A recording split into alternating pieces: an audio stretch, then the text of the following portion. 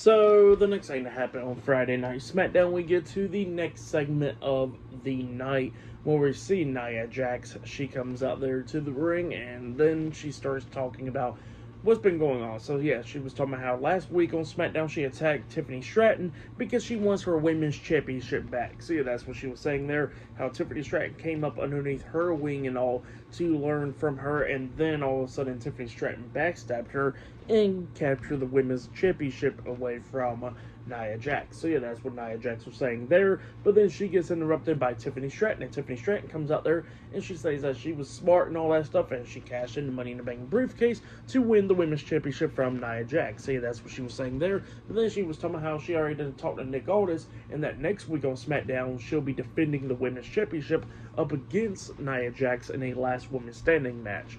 So yeah, that's what she tells Nia, and then both women starts brawling, beating the hell out of each other, and then Nia starts getting the upper hand, laying out Tiffany, and then she hits a leg drop onto Tiffany, and then hits a second leg drop onto her, laying her out, and then Nia gets out of the ring, goes to the announce table, telling the commentators that she's going to win the women's championship next week on SmackDown. But then all of a sudden, while she's standing outside the ring and Tiffany Stratton is laid out inside the ring, we see Miss Money in the Bank, Naomi, come running down with a referee to try to cash in the briefcase, and Naomi, she was ready to get the championship match and all that, but then Nia pulls Naomi out of the ring, and then Naomi gets back up on the ring apron, trying to get back in there, and then Nia pulls her back off the ring apron.